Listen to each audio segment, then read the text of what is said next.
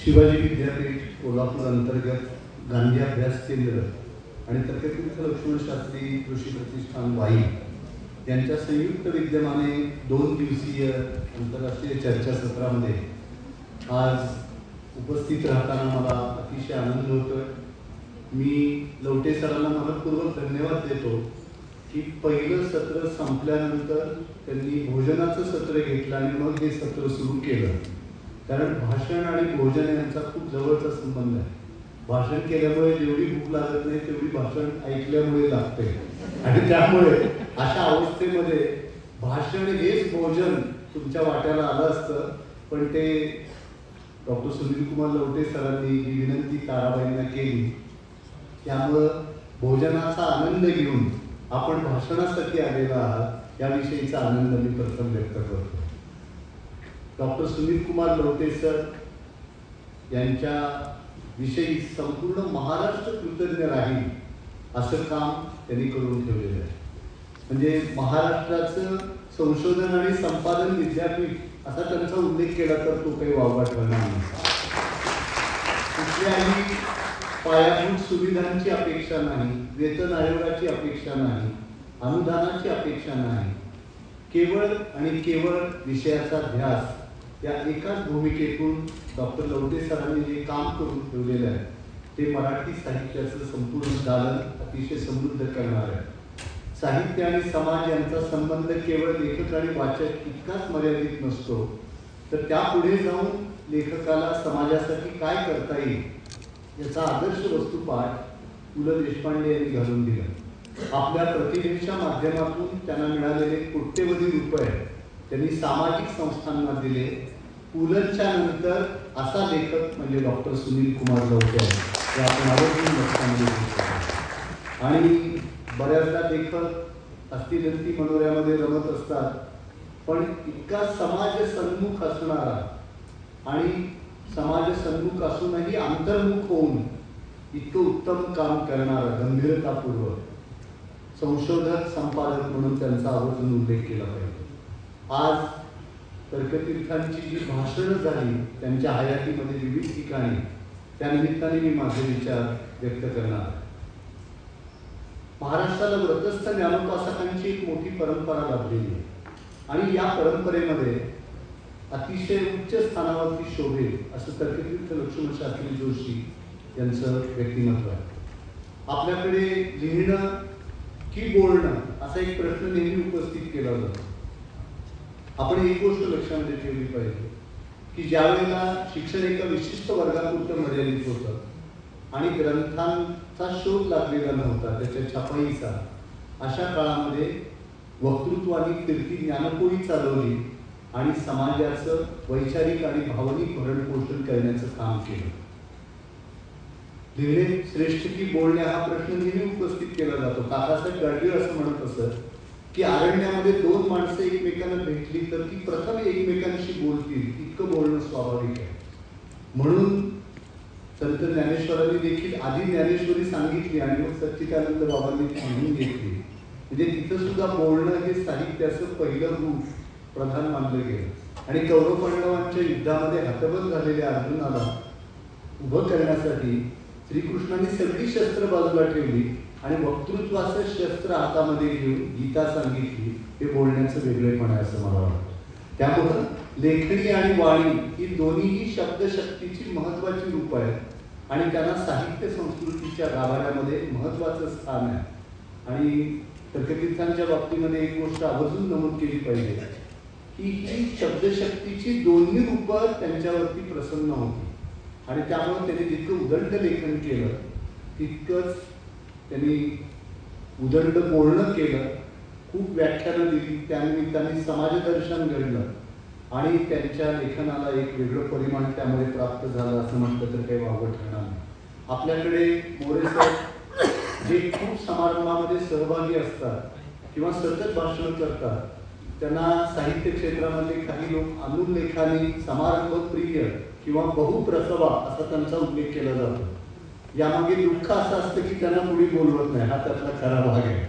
पण तर्कतीर्थांचं वेगळेपण असतं की व्याख्यानं आणि परिषदा या निमित्ताने ते महाराष्ट्रभर किती फिरले याची गणती करणं सुद्धा अवघड आहे. म्हणजे एकदा प्राचार्य शिवाजीराव भोसलेंच्या बाबतीमध्ये त्यांच्याकडे तर्कतीर्थांच्याकडे कोणीतरी तक्रार केली की ते खूप फिरतात. तर तर्कतीर्थ असं म्हणाले की नदी जशी वाहते असते तसं वक्त्यानं प्रवाही राहिलं पाहिजे, फिरत राहिलं पाहिजे, आणि तेच काम जर प्राचार्य करत असतील तर त्यामध्ये गैर काही नाही. मी सुद्धा तेच काम करत आलेलं. त्यामुळे तर्कतीर्थांनी ग्रामीण भागातल्या प्राथमिक गटसंमेलनापासून ते दिल्लीच्या साहित्य संमेलनापर्यंत आणि महाबळेश्वरला भरल्या जाणाऱ्या काँग्रेसच्या कार्यकर्ता मेळाव्यापासून ते पॅरिस इथल्या प्राच्य विद्या परिषदेपर्यंत सर्वत्र भाषण केली.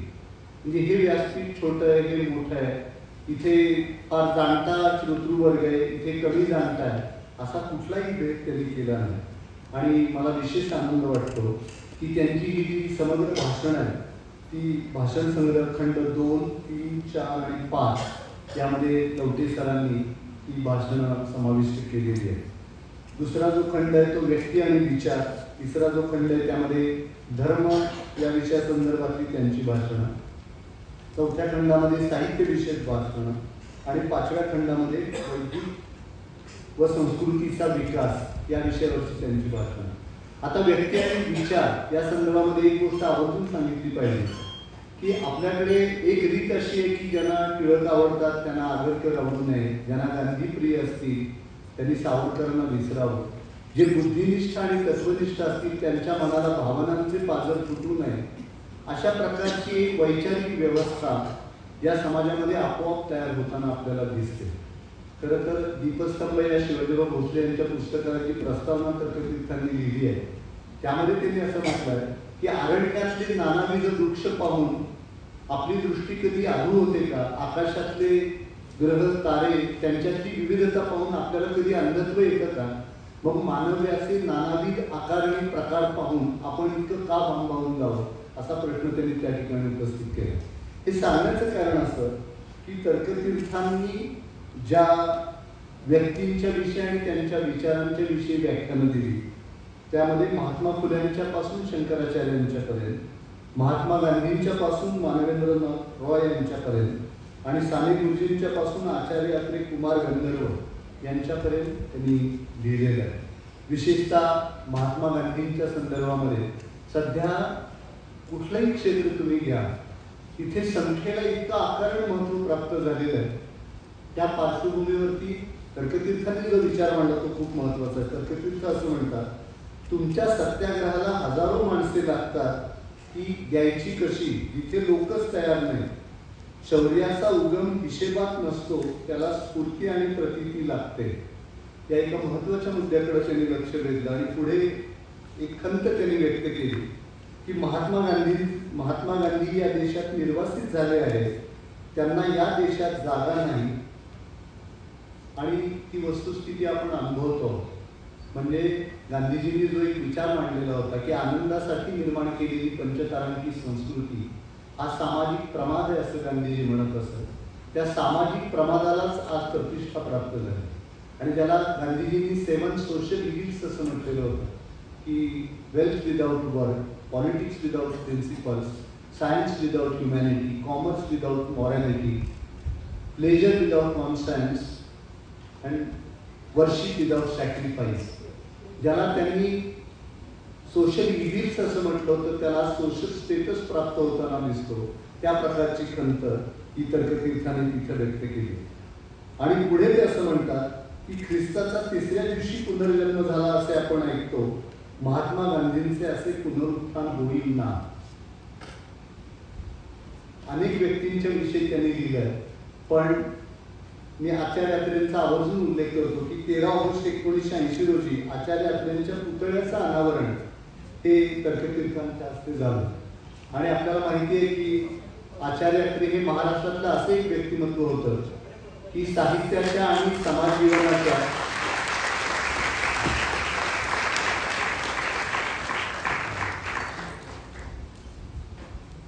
आता साहित्याच्या नवांगणातला तारा तिथे अवतीर्ण झाले.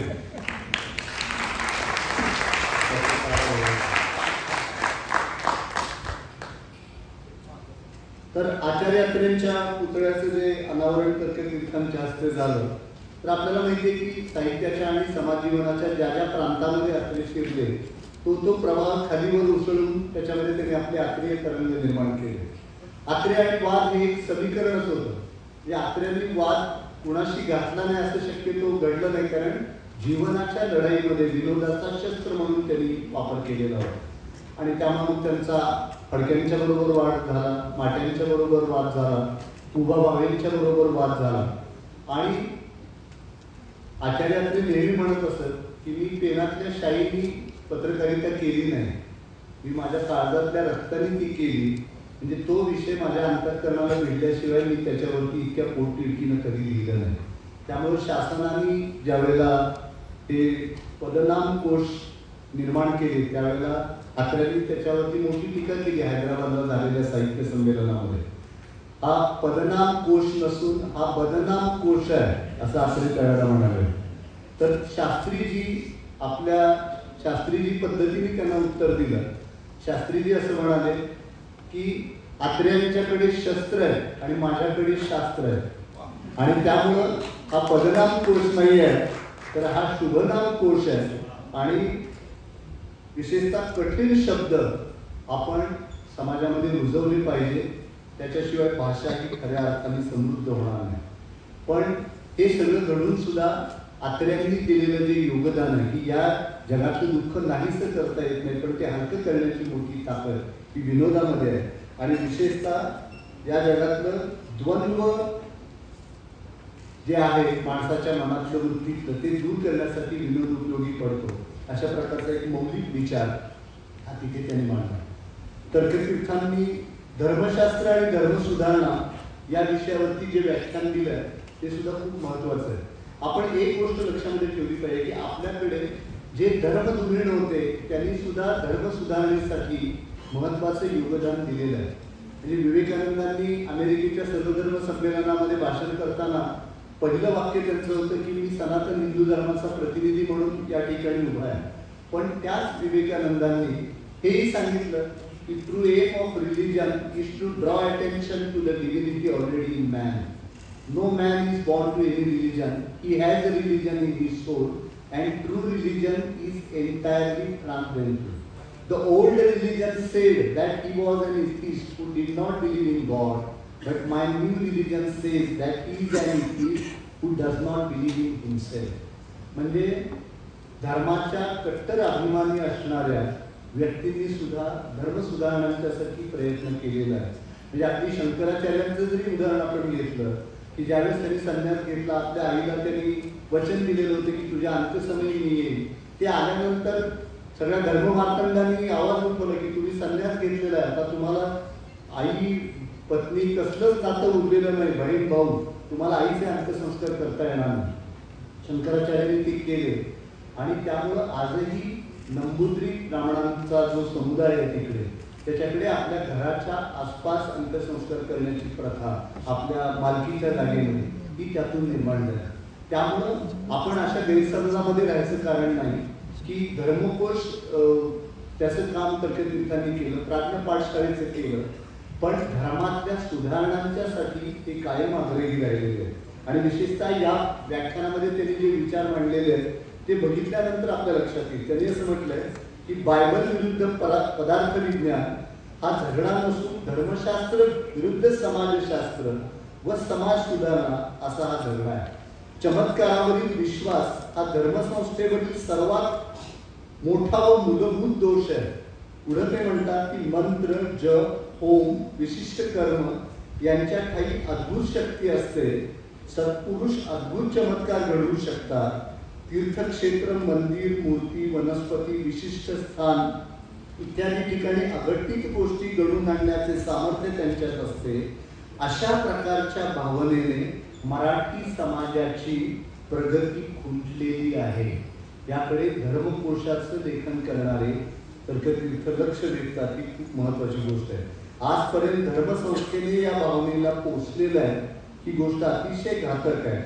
आणि पुरोहित वर्गाचा स्वार्थ व अहंकार, अमुक एकच धर्म संकल्प, निर्दोष सर्वज्ञ अमुक एक पुस्तक प्रमाण तेच पूर्ण सत्य मानणं, अशा प्रकारच्या ज्या भूमिका आहेत त्यांचा पुनर्विचार करण्याची आवश्यकता आहे, असा एक विचार त्यांनी मांडलेला आहे. 1909 साली मोरे सर त्यांचं नीती आणि राजनीती या विषयावरती व्याख्यान झालं. त्यामध्ये त्यांनी जी व्याख्या केली आहे ती फार महत्त्वाची आहे आणि आजच्या काळात आपण जेव्हा ती तपासून बघतो तेव्हा तिचं महत्त्व आपल्या लक्षामध्ये येतं. तर्कतीर्थांनी त्या भाषणामध्ये असं म्हटलं आहे, नीती आणि राजनीती शेजारी शेजारी उभ्या केल्या तर कवीला जी उपमा सुचेल तशीच सुचते आहे. एक सती आणि एक वारांगना. नीती ही सतीसारखी पवित्र आणि दुर्लभ आहे आणि राजनीती ही चातुर्याने फसविण्याची कला आहे. त्याचा अनुभव आपण आता सध्या कायम घेतो. जग विनाशाकडे धाव घेते आहे. मी मुळात आजच्या काळाशी संदर्भ असणारे विषय निवडले. जग विनाशाकडे धाव घेते या विषयावरचं त्यांचं जे व्याख्यान आहे त्यामध्ये त्यांनी म्हटलं की राष्ट्रवाद या दारूची नशा पराकोटीची केली जाते. राष्ट्राच्या ध्वजाकरता रक्त सांडायला सांगणारे मानवी रक्ताची किंमत जाणत नाही. जिवंत मानवी रक्त हा विश्वातील अनमोल ठेवा आहे. नीतिमत्ता जिवंत मानवी रक्ताचे सर्वश्रेष्ठ मूल्य ओळखण्यात भरलेली असते, याकडे त्यांनी लक्ष दिलं.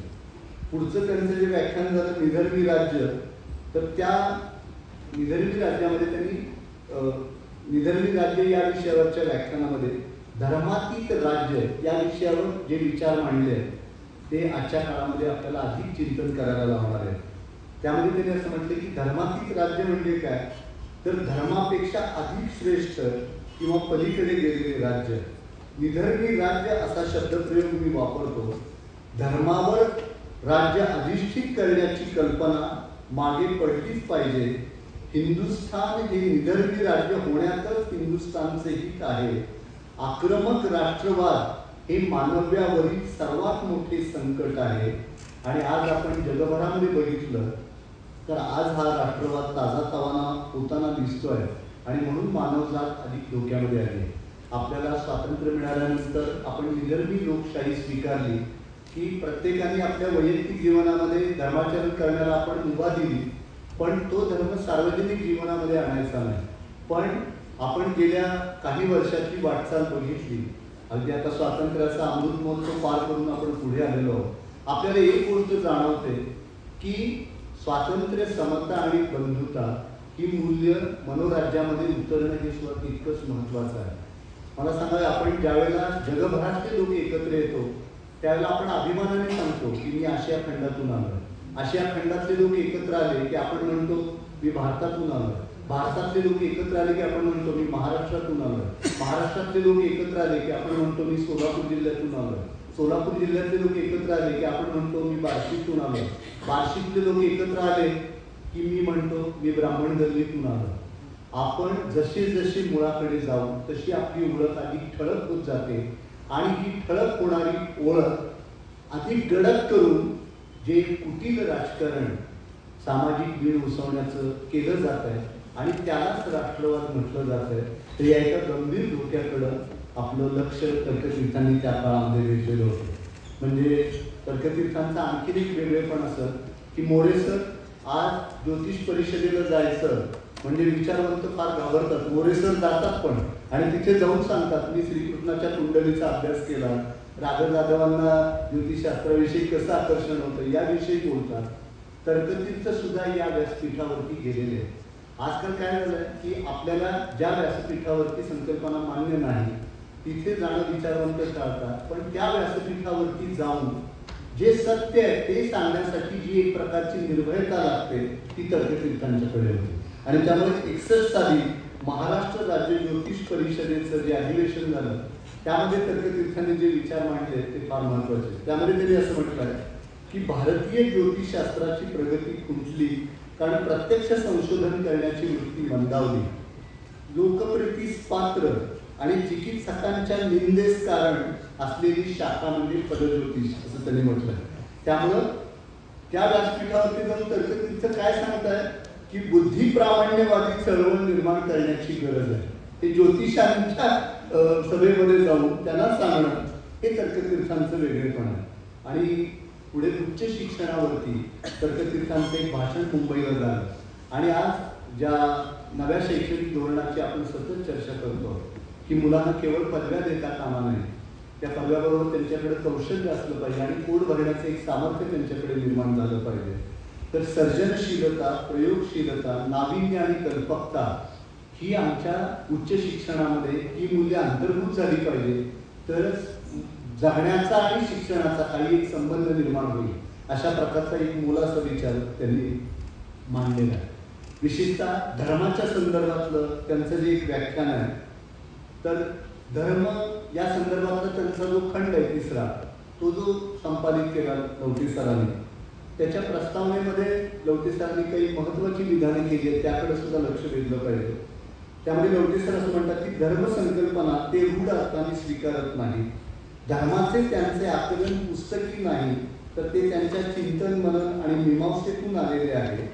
सनातन हा शब्द प्राचीन गूढवादी अर्थाने वापरला जातो, तसाच तो वापरला जातो. तर्कतीर्थांनी तो वैश्विक आणि सार्वकालिक केला, की ज्याचा उल्लेख मगाशी भाटे मॅडमनी केला. कर्मकांडामुळे धर्माची अवनती होते. धर्माचे कार्य अंतःशुद्धी, सदाचार, विवेक हे आहे, त्याला देवमूर्ती उपचारांची गरज नाही. या गोष्टीकडे तर्कतीर्थांनी लक्ष वेधलं की धर्म हे अंतरंगाचं विज्ञान आहे आणि विज्ञान हा बाह्यकृतीचा धर्म आहे. हा जो विवेकानंदांनी विचार मांडलेला आहे. तर त्या पार्श्वभूमीवरती पुढे ते असं म्हणतात की धर्मचिकित्सा का महत्वाची आहे. म्हणजे धर्मधुरीणांनी, धर्मपुरुषाचं लेखन करणाऱ्यांनी धर्मचिकित्सेविषयी भाष्य करणं ही गोष्ट सुद्धा खूप महत्वाची आहे. सर्वसाधारणपणे आपण जो झेंडा हातामध्ये घेतलेला आहे तोच कसा डौलामध्ये फडकत राहील याविषयी माणसं आग्रही असतात. पण आपण ज्या व्यवस्थेचा झेंडा खांद्यावरती घेतलेला आहे त्या व्यवस्थेमध्ये दोष दाखवण्यासाठी सुद्धा पुढाकार घेतला पाहिजे. ही जी तर्कतीर्थांची प्रांजळ भूमिका आहे ती अधिक महत्वाची असं मला वाटतं. धर्मचिकित्सेकडे आपण बघितलं असेल 19व्या संपूर्ण शतक, तर त्या शतकामध्ये धर्मचिकित्सेकडे सुधारणेचा पाया म्हणून आपण पाहिलेलं. आणि मग प्रार्थना समाज असेल, थिओसॉफिकल सोसायटीची चळवळ असेल, रामकृष्ण मिशनचं काम असेल, सत्यशोधक चळवळ असेल, या सगळ्या चळवळीतून हा सुधारणेचा पाया म्हणून धर्मचिकित्सेकडे पाहिलं गेलं. आणि त्यातून जे काही हाती गवसलेलं आहे ते आज समाज जीवनाची पावलं ज्या अर्थाने पुढे पडली आहे त्यासाठी किती महत्वाचं आहे आपल्या लक्षामध्ये येईल. पुढचा जो त्यांचा खंड आहे साहित्य विषय, त्या खंडामध्ये 1940 ते 1989 या कालखंडामध्ये त्यांनी जी भाषणं केली त्या भाषणांचा 5 दशकांच्या काळात ही सगळी भाषणं सरांनी केली. आणि केवढा मोठा एक काळ त्या सगळ्या कालखंडामध्ये 5 दशकांच्या मध्ये आलेला आहे. म्हणजे दुसरं महायुद्ध आहे, भारतीय स्वातंत्र्य आहे, महाराष्ट्र राज्याची निर्मिती आहे, आणीबाणी आहे, उपग्रह व दळणवळण आहे, संपर्क क्रांती आहे. या महत्वाच्या घटनांच्या पार्श्वभूमीवर त्यांनी साहित्याचं महत्त्व ते अधोरेखित केलेलं आहे. आणि विशेषतः सारस्वत संस्कृती म्हणजे काय, जीवनाचं तत्वज्ञान आणि कला काय आहे, वैचारिक वाङ्मयाचं महत्त्व काय आहे, साहित्य समीक्षेची प्रभा निर्माण होते म्हणजे काय, लेखन स्वातंत्र्याचं निर्मळ अवकाश कसं निर्माण करता येईल, दलित साहित्याचा उदय ही युगसूचक घटना असं ते म्हणतात. आणि अभिजात साहित्याचं भाषांतर हे किती जोखमीचं काम आहे. अशा साहित्याशी निगडीत महत्वाच्या गोष्टींच्याकडे त्यांनी लक्ष वेधलेलं आहे. आणि या सगळ्या गोष्टींच्याकडे त्यांनी जो अंगुली निर्देश केलेला आहे तर्कतीर्थांनी, ते विचार आजच्या काळामध्येही साहित्य विश्वासाठी किती महत्वाचे आहे ते आपल्या लक्षामध्ये येईल. त्यांनी असं म्हटलंय की भारतीयांनी भविष्याकडे दृष्टी ठेवून आणि भूतकाळाकडे पाठ फिरून जीवन प्रवास केला पाहिजे. माणूस आपल्या हाताने संस्कृती घडवतो आणि संस्कृतीचा हातही माणसाला घडवत असतो. पाण्यापासून ढग निर्माण व्हावेत आणि ढगापासून पुन्हा पाणी निर्माण व्हावं असा हा अन्योन्य संबंध आहे. म्हणजे निसर्गाने आपल्याला जमीन दिली, माणसाने शेती केली, निसर्गाने पाषाण दिला, माणसाने शिल्प निर्माण केलं, निसर्गाने कंठ दिला, माणसाने संगीत निर्माण केलं. त्यामुळे सुधारणा या माणसाच्या बाह्य जीवनामध्ये परिवर्तन घडवून आणत असतात आणि संस्कृती ही माणसाचा अंतरंग समृद्ध करत असते. आणि हा सुधारणांचा रथ कितीही वेगाने धावला तरी त्याचं सारथ्य या वैचारिक संस्कृतीने केलं पाहिजे, ही तर्कतीर्थांची भूमिका आपल्याला दिसते. आणि त्यामुळे त्यांनी म्हटलंय की साहित्य ही संस्कृती रचणारी महान शक्ती आहे आणि संस्कृतीच्या मुळाशी असणारी सर्जनशक्ती आणि कलेच्या साहित्याच्या मुळाशी असणारी सर्जनशक्ती यांचं रूप हे एकच आहे. आपल्याकडे बऱ्याच वेळा ज्यावेळेला ताराबाईंनी अखिल भारतीय मराठी साहित्य संमेलनाच्या अध्यक्षपदावरून भाषण केलं, त्याचं जेवढं कौतुक झालं तेवढं त्यांच्यावरती उसळणारा पण एक वर्ग होताच. आणि अशी एक प्रतिक्रिया नेहमी उमटत असते की संमेलनाध्यक्षांनी साहित्यावरती बोलावं, त्यांनी राजकारणावरती बोलण्याचं काही कारण नाही. पण तर्कतीर्थांनी किती मार्मिकपणाने सांगितलं की महाराष्ट्रातील वाङ्मयीन चळवळ आणि राजकीय, सामाजिक व धार्मिक चळवळ या एकमेकांमध्ये गुंतलेले आहेत. राजकीय, सामाजिक व धार्मिक चळवळीचे स्वरूप वाङ्मयीन दिसते. त्यामुळं राजकीय विचार प्रणाली पुढे नेण्यासाठी आंबेडकरांना सुद्धा एक पत्र चालवावं असं वाटलं, टिळक आगरकरांना सुद्धा एक पत्र चालवावं असं वाटलं. त्यामुळं या सगळ्यांनी साहित्याच्या माध्यमातून आपले विचार पोहोचवलेले आहेत. त्यामुळे ही जी गुंतागुंत आहे ती साहित्यिकांनी समजून घेतली पाहिजे. आणि मराठी वाङ्मयाचा इतिहास 7 खंडामध्ये प्रकाशित करणारी महाराष्ट्र साहित्य परिषद ही भारतातली एकमेव साहित्य संस्था आहे. तर वाङ्मय इतिहास म्हणजे नेमकं काय, तर तर्कतीर्थांनी फार मार्मिक शब्दात सांगितलं की समाजाच्या प्रज्ञेचा इतिहास म्हणजे वाङ्मय इतिहास. सांस्कृतिक जीवनाच्या इतिहासाची वाङ्मय इतिहास ही एक बाजू आहे. तत्वज्ञानाचा साहित्याशी असलेला संबंध निरनिराळ्या प्रकारचा असतो. म्हणजे अनेकदा असं म्हटलं जातं की तत्वज्ञानातल्या कल्पना या अमूर्त कोरड्या असतात, त्यातला विचार परोक्ष असतो. हे खरे असले तरी तत्वज्ञान आणि शास्त्र यांच्या अभ्यासाने कवीचे काव्य समृद्ध होते. त्यामुळे त्याच्या स्वातंत्र्याला मर्यादा येण्याचे काही कारण नाही. उलट तत्वज्ञानामुळे त्याच्या क्रांतिदर्शित्वाला सामर्थ्याचा लाभ होतो असा विचार तर्कतीर्थांनी मांडला. आपल्याकडे नेहमी असं म्हटलं जाते की काव्य हा श्रेष्ठ वाङ्मय प्रकार आहे. पण तर्कतीर्थांचं मत मोरेसर यापेक्षा खूप वेगळं आहे. तर्कतीर्थांनी असं म्हटलंय की काव्य हा श्रेष्ठ वाङ्मय प्रकार मानला जातो, पण चर्चा करण्यास पद्य असमर्थ ठरते असं काही लोकांचं म्हणणं आहे. पद्यामुळे साधक बाधक विवेचना आणि प्रमाणांची योग्य छाननी करण्यात अडचणी येतात. विवेचनाची ताकद सांभाळता न आल्यामुळे ते क्षीण आणि निस्तेज बनते. बौद्धिक विचारांच्या उत्तुंग शिखरावर चढत असताना काव्य दमते तसे गद्याचे होत नाही. ते कुठेही अनिर्बंध विहार करू शकते. हेगेलचा दाखला देऊन तर्कतीर्थ असं सांगतात की गद्य हे पद्यापेक्षा उच्चतर अवस्थेस पोचलेले भाषेचे रूप आहे आणि त्यामुळे बौद्धिक संस्कृतीची सफल साधना गद्यामुळेच घडू शकते हे ठामपणे प्रतिपादन हे तर्कतीर्थांनी केलेलं आहे. आणि त्यामुळं रूढ साहित्यातल्या रूढ विचारांच्या पेक्षा एक वेगळा विचार म्हणून आपल्याला त्याच्याकडे पाहिलं पाहिजे. कादंबरीकडे वळणे म्हणजे मानवी विश्वाकडे जाणे होय. आणि मराठी काव्याला आणि नाटकाला जसा पूर्वकाल आहे तसा कादंबरीला नाही.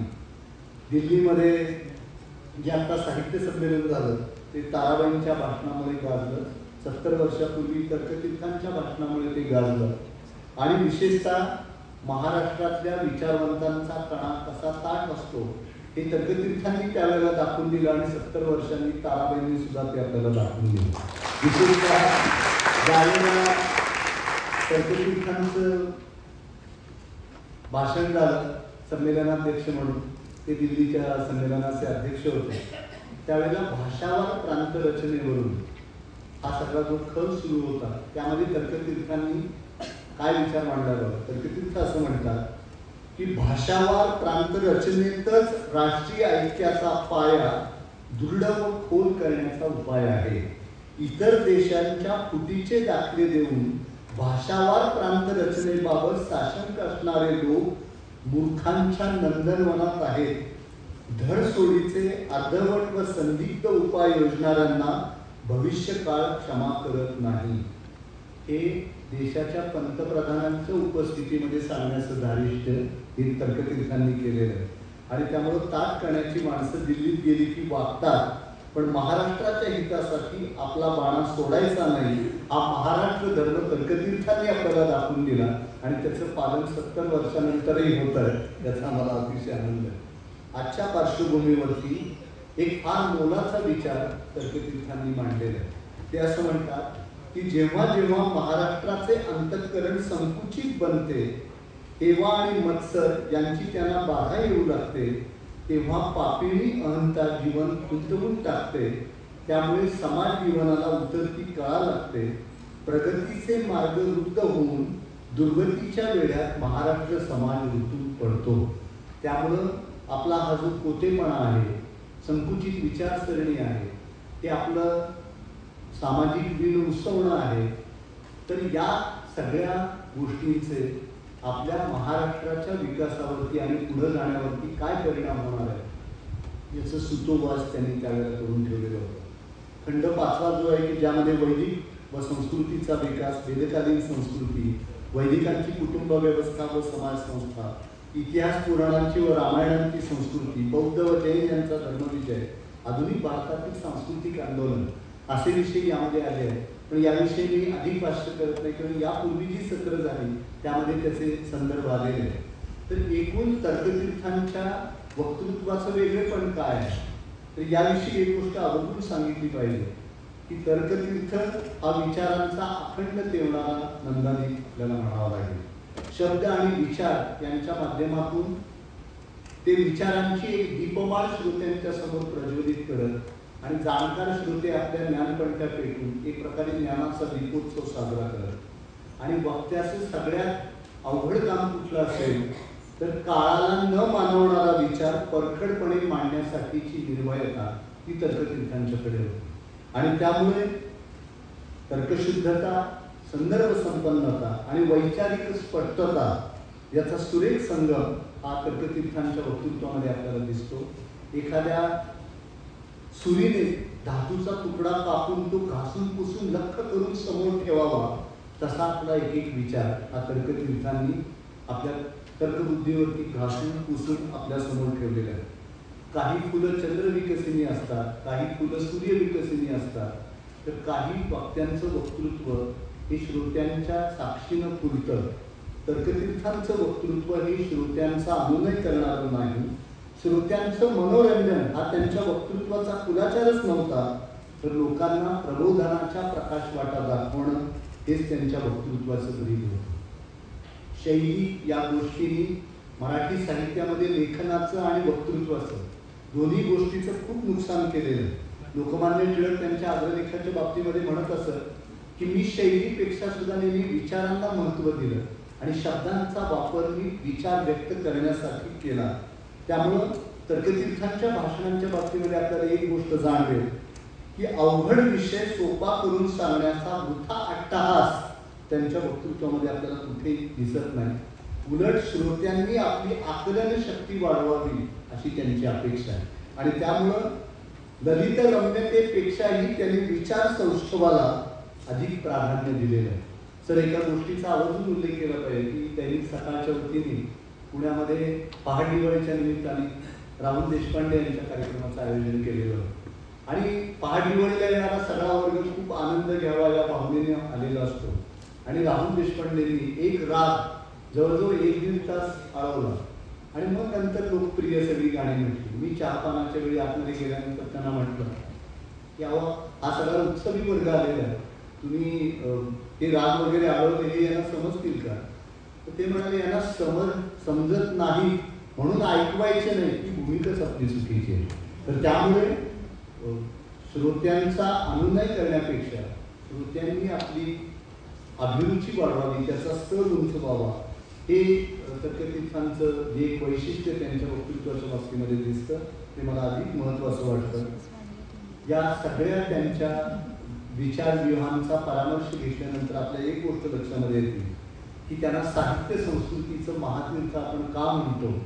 हे अगदी उच्च शिक्षणापासून असा एकही विषय नाही की म्हणजे त्यांच्या भाषणाला कुठलाही विषय वर्ज्य नव्हता आणि त्या विषयांवरती त्यांनी जे चिंतन व्यक्त केलेलं आहे तर त्याचं चिंतन आपण आजच्या काळामध्ये सुद्धा करावं, म्हणजे इतकं आजच्या काळाशी सुद्धा सुसंगत वाटेल अशा प्रकारचे त्यांचे विचार आहेत. त्यामुळं मानव्याची प्रतिष्ठापना हेच त्यांच्या वक्तृत्वाचं ब्रीद आहे. त्यामुळं समाजाला त्या काळामध्ये तो विचार पटला नाही तरी चालेल, पण काळाच्या पुढच्या टप्प्यावरती जाऊन तरी समाज त्या विचाराचं पुनरावलोकन करेल आणि त्याच्यामध्ये काही परिवर्तन होईल. तर या गांभीर्याने त्यांनी जी भाषणं दिलेली आहे ती या खंडांमध्ये समाविष्ट झालेली आहे. पुढच्या अनेक पिढ्यांसाठी उपयुक्त ठरेल असा हा त्यांच्या विचारांचा अनमोल ठेवा आहे. तो उपलब्ध करून दिल्याबद्दल डॉक्टर सुनील कुमार लवटे सर यांचे आभार मानण्यासाठी खरोखरीच शब्द नाही. या माझ्या भाषणाचा समारोप करण्यापूर्वी प्रतिष्ठानचा एक विचार की जो आपण जाताना बरोबर घेऊन गेलो तरी हे चर्चासत्र मनाला आलं असं म्हणता येईल. तर त्यामध्ये तर्कतीर्थाने असं म्हटलं आहे की युद्धाची सुरुवात प्रथम मनात होते आणि नंतर शस्त्रे हातामध्ये येतात. नव्या युगात मैत्रीची भावना रुजली नाही तर मानवी समाजाचं अस्तित्व धोक्यामध्ये येईल. तर अशा कडेलोटाच्या वळणावरती आपण उभे असताना मानव्याची प्रतिष्ठापना करणारे तर्कतीर्थांचे जे विचार आहेत त्याचं आपण चिंतन करणं गरजेचं आहे असं मला वाटतं. या आंतरराष्ट्रीय चर्चासत्रात सहभागी होऊन माझे विचार व्यक्त करण्याची संधी आपण मला दिली त्याबद्दल धन्यवाद.